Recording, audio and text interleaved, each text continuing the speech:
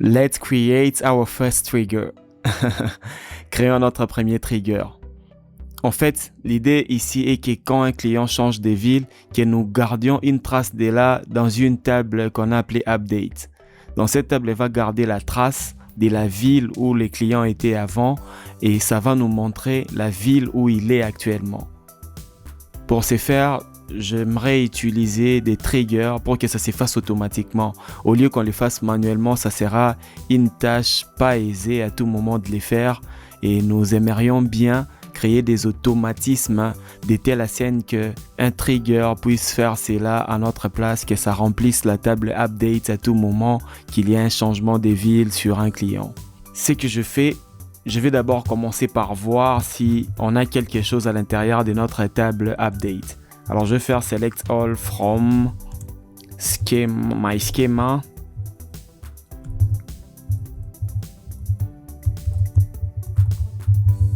Update. Et je vais voir si on a déjà quelque chose. Question de se rassurer qu'il n'y a rien dedans. Et comme vous pouvez le constater, nous n'avons encore rien à l'intérieur de cette table update. Nous allons créer un trigger maintenant qui va remplir cela juste au cas où il y a mise à jour sur un client.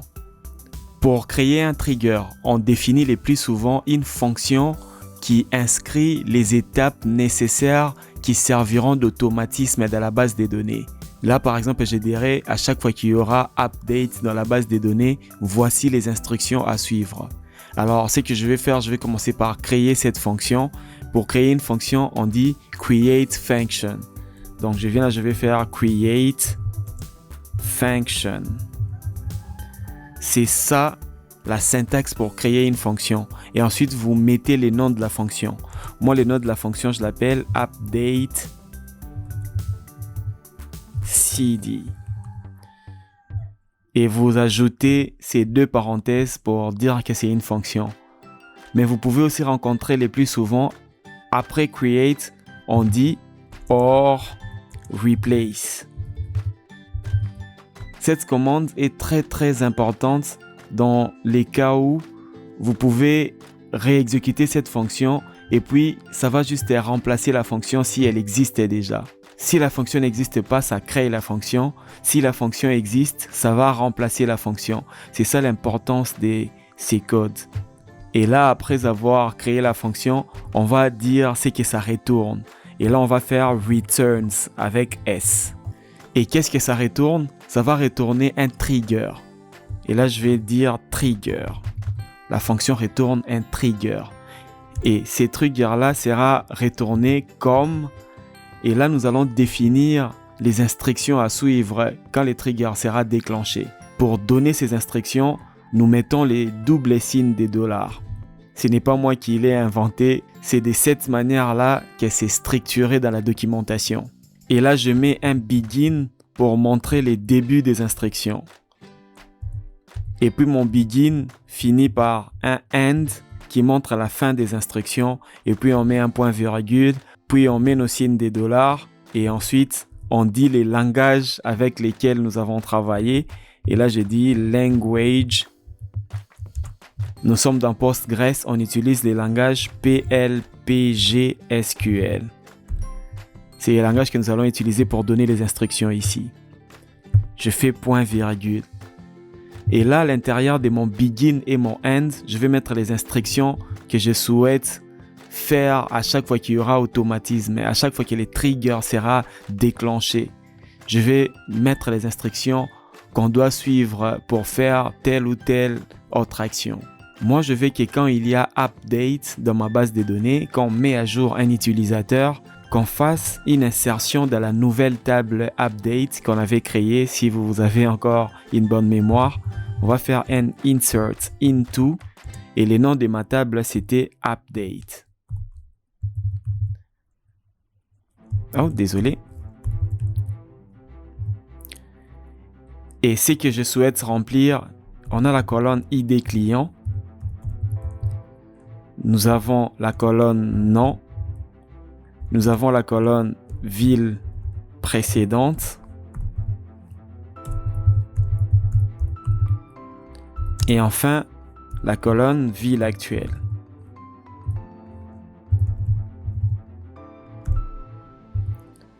Super. Si vous avez des doutes, nous pouvons vite revenir sur notre table et vous pouvez voir que nous avons des colonnes comme nom, ville précédente, ville actuelle et ID client. Et c'est la même chose qu'on a ici, ID client, nom, ville précédente, ville actuelle. Par contre, est-ce que j'écris ville actuelle avec un seul L? Non, c'est avec 2 L. Ok. Je vais maintenant mettre les valeurs. Là, je dis values. Quelles sont les valeurs que je vais mettre?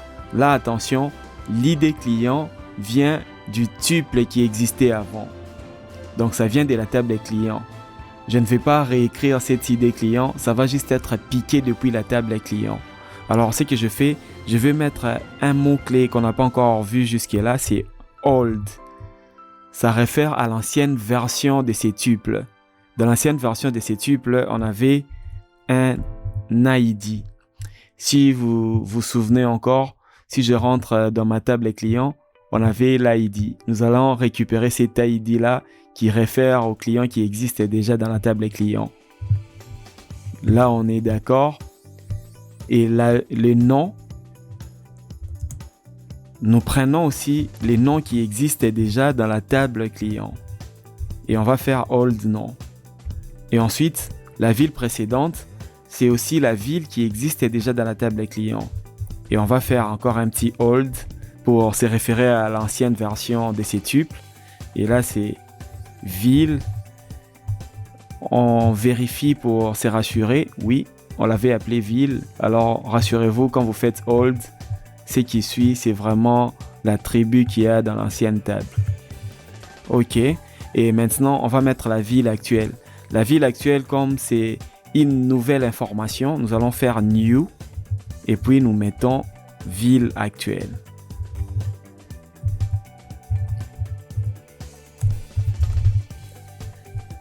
Très bien. Ça, c'est la ville actuelle que nous allons donner après mise à jour. Je vais me rassurer juste que j'ai bien écrit ce qu'on attend. Et enfin, nous allons retourner les nouveaux tuples. Pour retourner le nouveau tuple, on va faire return et on dit new. Donc ça, c'est la nouvelle version de ces tuples. Très bien, nous venons de créer la fonction qu'on a appelée updateCity qui sera déclenchée automatiquement à chaque fois qu'il y aura mise à jour sur un client. Exécutons les codes pour voir si tout a été bien fait, s'il n'y a pas d'erreur de syntaxe et tout.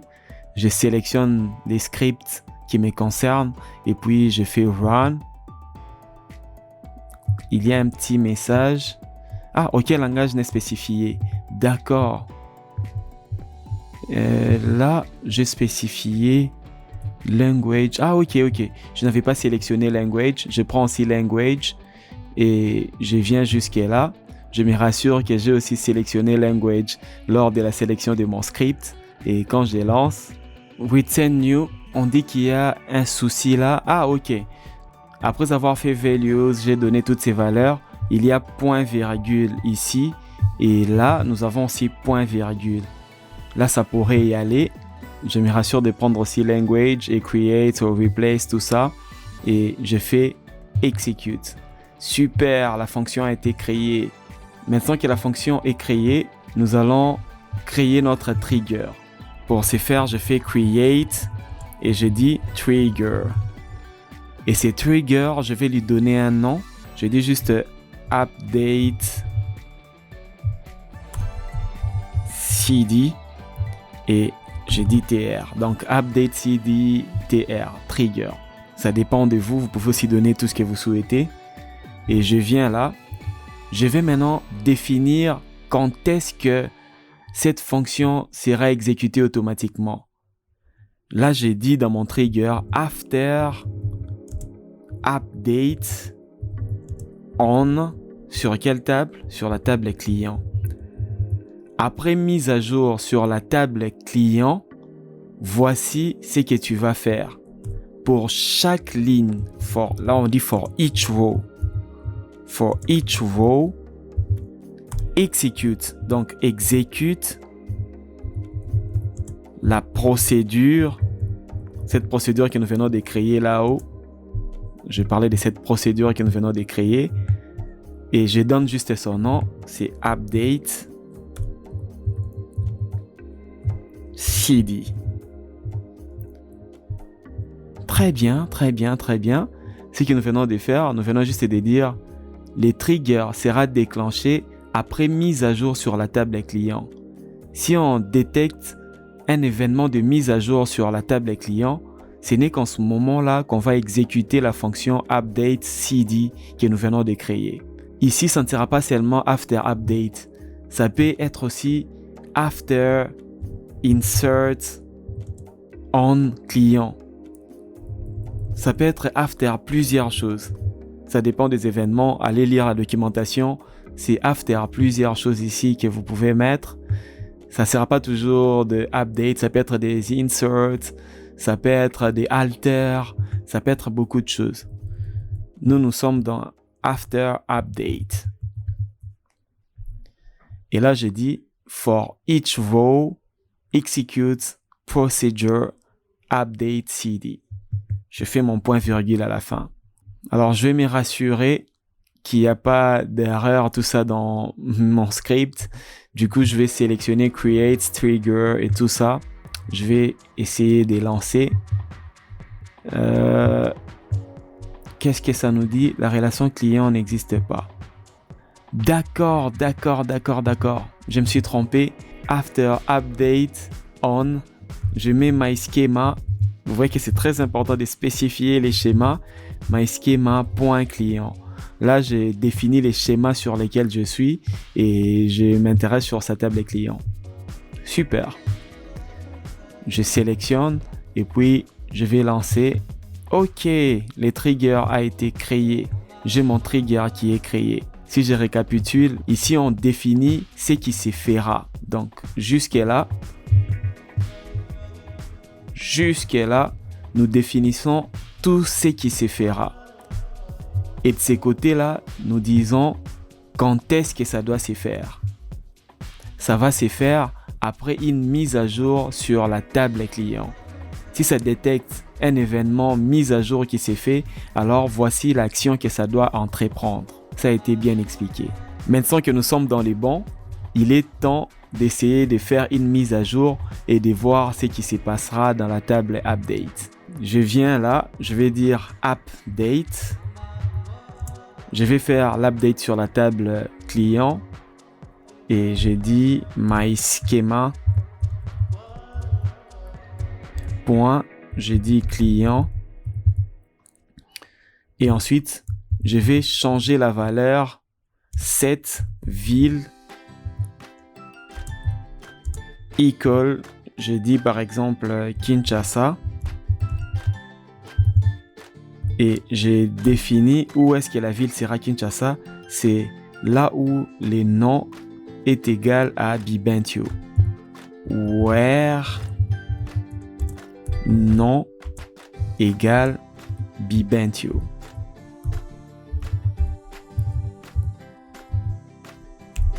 Ce n'est pas une bonne façon de faire les choses. Là, c'est juste à titre d'exemple. Normalement, on fait des where ID pour que ça soit unique. Sinon, partout où il y a Bibentio, ça deviendra Kinshasa. Il se peut que deux personnes aient le même nom, portent les mêmes noms. Alors là, ça mettra Kinshasa partout où il y a ces noms. Mais quand vous faites des where avec des matricules, des ID, là, on se rassure que ça se passe exactement là où il y a cet ID. Ici, c'est juste pour voir clairement ce que nous faisons, que je fais avec l'attribut nom. Je vais sélectionner tout ce code et je vais faire run. Qu'est-ce qui s'est passé? On dit insert into update, ID client, insert into update. Update n'existe pas. Encore la même erreur, c'est très important d'indiquer les schémas sur lesquels nous travaillons. Donc ici dans insert into, il fallait que je mette d'abord mySchema.update. Est-ce qu'on a encore des soucis comme ça quelque part? Et regardez maintenant l'importance de create ou replace. Ici, au lieu de créer encore une fonction, ça va juste remplacer cette fonction. Donc, je vais sélectionner cette zone et je vais lancer. C'est bon, c'est fait. Maintenant, revenons ici encore dans Update et lançons les scripts. C'est bon, c'est fait. Oh non, c'est pas fait. On dit l'enregistrement new n'a pas de champ ville actuel. Alors, allons voir. Ici, on a l'ID qu'on va mettre là. On a les noms qu'on va mettre là. On a ville précédente que nous allons mettre là. Ok. Je vois. Dans les values, nous devons nous référer sur l'ancienne table. Et là, dans l'ancienne table, ville, c'est ça l'attribut qui nous intéresse. Et nous allons juste dire new ville. La nouvelle valeur qu'il y aura dans ville, c'est ce que nous allons mettre dans ville actuelle qu'on a là spécifié lorsqu'on a énuméré les attributs qu'il y aura dans cette table update. Donc ce qu'on fait, on enlève juste actuel et les tours est joué. Donc comprenez ça bien, tout ce qu'il y aura dans values ici, se référeront aux attributs que nous avons dans l'ancienne version de la table. Et là, vous définissez les nouvelles valeurs que nous attendons avoir dans la nouvelle table. Nous avons l'attribut ID client qui est dans la nouvelle table, les noms, la ville précédente, la ville actuelle. Donc ici, vous vous référez sur tout ce qui est ancien, mais si c'est une nouvelle valeur qui entre en jeu, ça sera précédé du mot-clé new. Donc nous mettons toujours une ville, mais c'est une nouvelle valeur. Et cette valeur sera stockée dans l'attribut ville actuelle. Donc, respectez bien ID client, old ID, nom, old nom, ville précédente, old ville, et puis ville actuelle, new ville. Super. Donc, refaisons encore cette fonction. Il y a encore eu une petite erreur et nous allons faire exécuter. C'est bon, c'est exécuté. Et nous revenons dans notre update. Puis, nous faisons encore exécuter script. Et c'est super. Allons voir à présent s'il y a un nouveau tuple dans notre table update qui était vide avant. Et maintenant que nous avons fait un update sur un client Bibentio, nous allons vérifier si dans la table update, on garde la trace de sa ville précédente et sa ville actuelle. Donc nous allons faire select all from my schema et on dit update. Nous sélectionnons les scripts et on fait run. Super, comme vous pouvez les remarquer, nous avons un étudiant Bibentio qui était à Bukavu avant et maintenant il est à Kinshasa. Nous pouvons garder la trace de la ville où il était et la ville actuelle où il est. Regardez un peu la différence. Dans cette table de updates, nous gardons la trace. Mais si nous rentrons seulement dans la table client, on voit directement la ville actuelle. Nous allons exécuter client. Vous verrez juste la ville actuelle de Bibentio. Alors que cette table nous permet de garder la trace sur la ville où il était avant. Et quand je lance, nous revenons chercher Bibentio.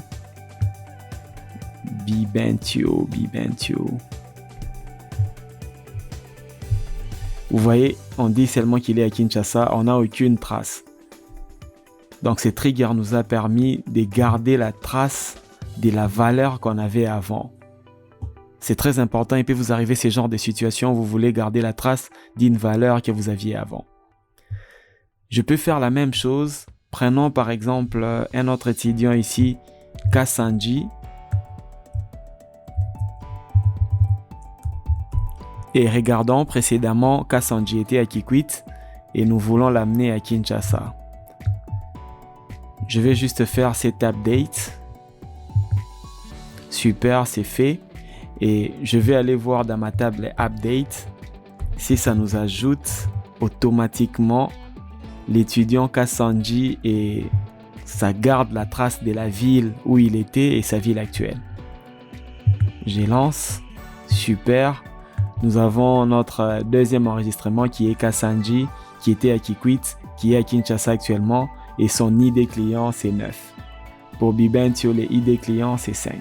Très bien, voici un peu comment on peut utiliser les triggers mais il y a tellement d'usages là-dessus. Ça, c'est juste un petit exemple qui montre la manière dont on peut les utiliser.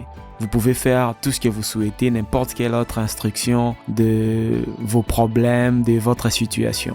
Merci d'avoir suivi la vidéo jusqu'à la fin.